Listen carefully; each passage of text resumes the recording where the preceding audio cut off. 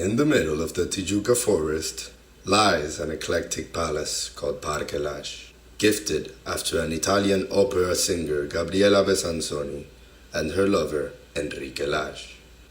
In the 1920s, the palace was known for hosting the finest parties in Rio. Enrique was one of the wealthiest men at the time. He provided his guests with the best service, food, music, and entertainment all night long. The Lage family lived in the palace until the early 1941, when Mrs. Besansoni was widowed, left Rio de Janeiro, and the site was later transformed into a public park. The palace's presence left no attention to the ambiguous atmosphere outside. Many secrets were left behind. Back in the 17th century, millions of Africans were imprisoned. The governor of Rio de Janeiro acquired the property and developed a sugar mill in the site. The forest provided their needs, and they actively pursued a sustainable way of living.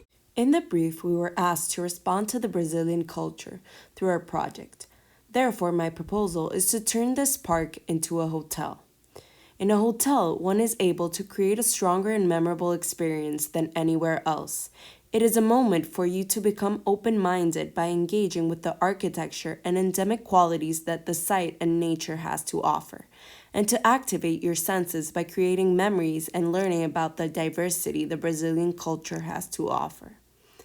Parque Lage hosts splendid gardens and attractions that will come to life with the site's history of Rio and the imagined.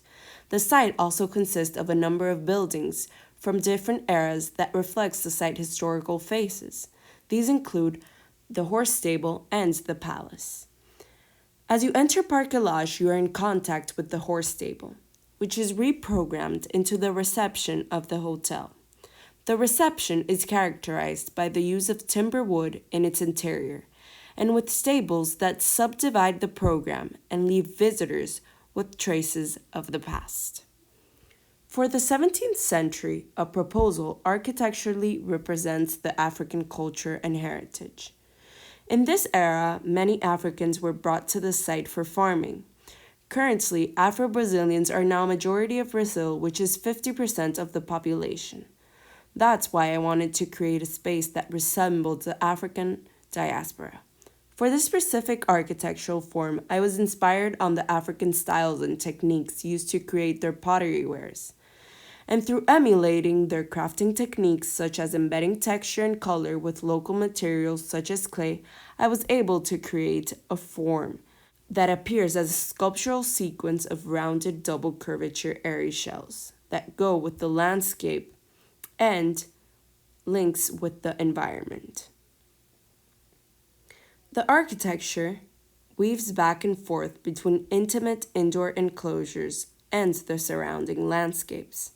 For instance, the plan shows how in the outermost design of the hotel, it consists of 13 rooms, all with terraces to enjoy the view from. However, in the middle of the plan, it consists of an open corridor, intended to become activated with workshop spaces. These include ceramic and pottery workshops or even coffee tastings that happen inside. This section cut gives you a closer look and distinction of the hotel room spaces and the corridor. How these open corridors are wider and less intimate, which invites the nature to penetrate and give sensorial qualities to the space coming from its environment. In this part of the bungalow hotel, one is more exposed with nature itself. For example, with the design of these elongated glass walls in the rooms, it allows great contact with light and the surroundings. The palace will intensify the historical experience of the site lived in the 1920s. Nowadays, the palace is currently used as an art school and hotspot for private events. This part of the hotel becomes the most exclusive part of Parque Lage, which links to its past. The basement will focus on the Parque Lage Spa, a place where you can disconnect and indulge into with massages, while the ground floor accommodates visitors with 10 suite rooms and a Michelin star restaurant, having the interior restored to its former glory, how it was in the past. And the rooftop, which nowadays remains empty, will be reprogrammed into a lounge and casual restaurant, allowing tourists from Rio to get a wider view of the forest while enjoying a drink in hand. Above all, the hotel gives visitors the chance to ground themselves and enjoy what the site has to offer.